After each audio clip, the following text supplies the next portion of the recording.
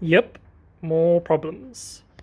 Hi guys, I'm Zach from Nerdworks Media, and unfortunately in today's video, a dog, but also more problems. So today's video was actually supposed to be the Christmas special, because Christmas is not tomorrow, the next day. So I had planned a cinematic for the Christmas special that was obviously supposed to be about the Turbo Miata. I don't know why I'm holding the camera so high. But unfortunately, with how my car's been acting, couldn't film that. So I will quickly tell you guys what's wrong. So unfortunately, something started happening just the other day after I had done the other repair video. Oh yeah, as you can see, from the other disastrous things happening video, the oil leak has stopped.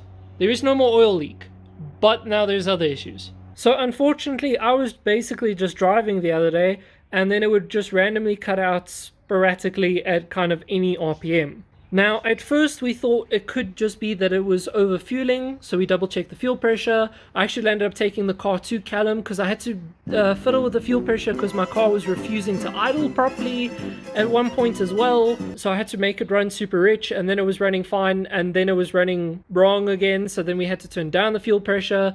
Now the fuel pressure is correct, but we think unfortunately my coils have gone bad, which we were expecting, to be honest.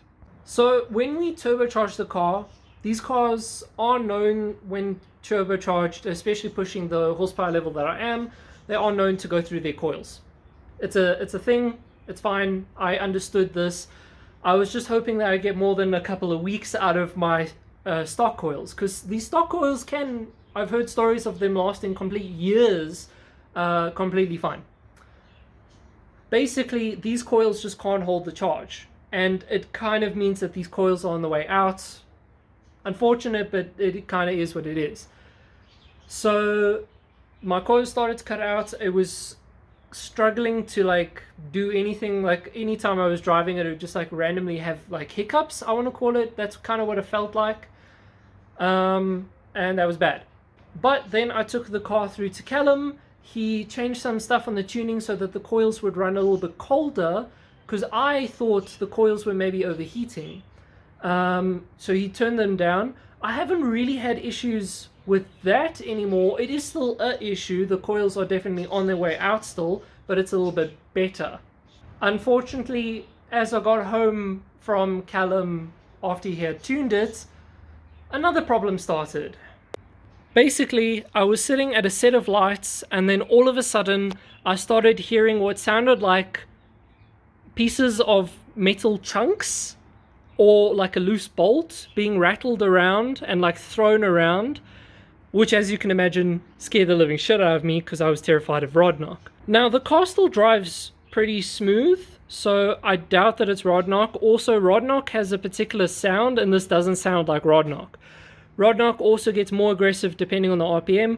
This seems to either disappear or be muffled by the engine sound. So again, it doesn't sound like rod knock to me. I will put in a sound clip now if I can get one. I might actually take the car for a short drive on this video to show you guys. But I have two hypotheses. As some of you guys know, when we turbocharged it and rebuilt the engine, I got a hybrid clutch. So basically it has stock material as well as aggressive material to hold the extra horsepower, so that the clutch still has like nice play and feel to it. I have been told that hybrid clutches are known to disintegrate sometimes and then fall apart. But this to me doesn't make sense on the noise that I'm hearing, because the car still seems to shift completely fine. It's not struggling to shift, the clutch still feels 100%, so I don't think that my clutch has disintegrated itself. Also, the people that we got my clutch done through are, well, firstly, they're overspec'd. They built it for 400 horsepower, not 200, and yeah, it's overspec'd, so I don't think it would have disintegrated. I might be wrong still. We had to shave my cat, but she looks very cute now. Hello. Hello, kitty. Yay, cat. Anyway, back to cars. My second hypothesis on what I think it could be is that, the alternator. So as some of you guys remember from the previous video, my alternator packed out and I had to go get it repaired. But unfortunately, being a 30-year-old car, they couldn't get the same internals that the stock alternator comes with, making it very difficult to actually repair. Now, they said to me they found parts that would work. It's not the same. They said it's not the same, but they should still work. The issue I've been having since then is, unfortunately, when I start the car is sitting at like 11 point something volts. So basically the alternator isn't actually kicked in yet. Until I rev the car to about 4,000 RPM, then suddenly the alternator kicks in, and then it's overcharging. Usually when the car is on, it's at 13.8 or so volts, or maybe 14.2, 14.4 at like the most. My cat is just like exploring my engine bay right now. Anyway, back to business. My car has been running at like 14.8, sometimes even 15 volts. So yeah, I don't know. So hence my theory, I think the alternator is overcharging and isn't actually running correctly, and it's kind of torn itself in half on the inside. Yeah.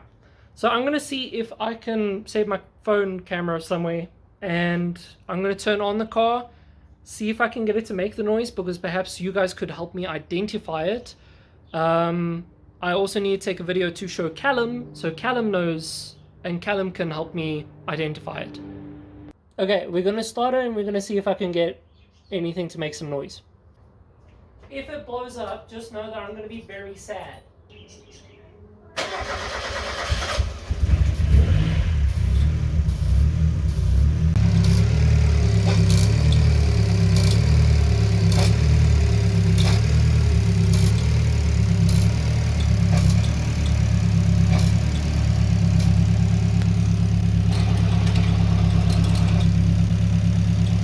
So towards the end there, it started to get a little bit worse, and I just decided to just turn it off just in case it is anything damaging. The hunting, so the idle not staying on its by itself, is because it's a cold start, so that's normal. The zzz that you hear, that's just the, I can't remember what Callum said it was. Throttle control valve? Somehow, I can't remember what he said it was, but that's normal. That's also fine. It's that clack, clack, clack that you hear. That's the bad part. And then, oh geez, be quiet. And then again, towards the end, it started to get a lot worse and more progressive, and yeah. I have no idea. I was hoping that it wasn't going to make a noise and I'd have to drive it a little bit first, because there was actually an RB, a Rocket Bunny 200SX at the shops just down the road from me, and I was hoping I could go past and try maybe show off my headlights, because I am developing a kit for the SX, and I was going to try brag, earn a little bit of business so I can make money, so I can buy another engine, because clearly this one is now dead again. Not really, but you guys get my point. Okay guys, it's actually, I filmed the outro and then I came back outside to do this, but you guys are obviously seeing this before the outro. I messaged on the group of a few guys that I'm going to go on the run with. They're very good friends of mine, and they're all very helpful lads. So I messaged on there, and they were giving me advice and stuff on where to look and so on and so forth. So I landed up actually taking off the tapper cover to see. Well, first thing is they told me to jack up the car, which I did. I don't know if you can see.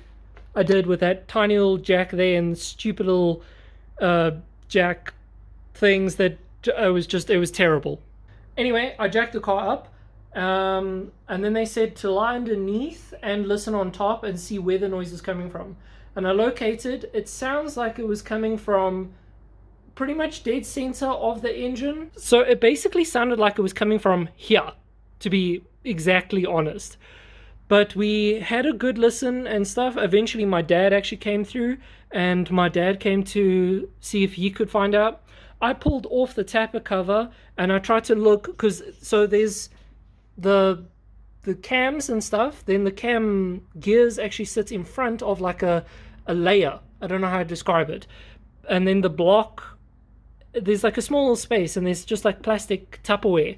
And it kind of, I thought maybe a bolt had come loose from in there and the cam belt has been flinging around.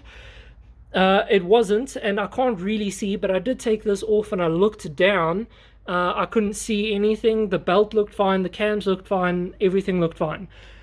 Like I said before, it's highly unlikely that it's rod knock. Anyway, then my dad came through. My dad also said it does not sound like rod knock at all.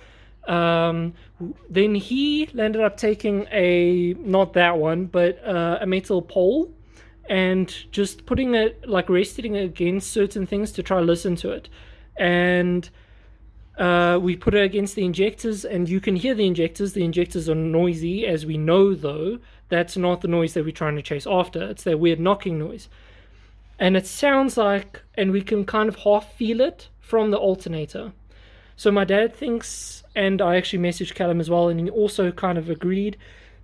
We kind of think that maybe one of the bearings or something inside the alternator has gone. Now this kind of follows through because, like I said, the alternator tends to reach much higher than it's actually supposed to whilst it's running and stuff. So we think the alternator is shot. Unfortunately, I'm filming this on the 23rd of December, literally the day this is going up.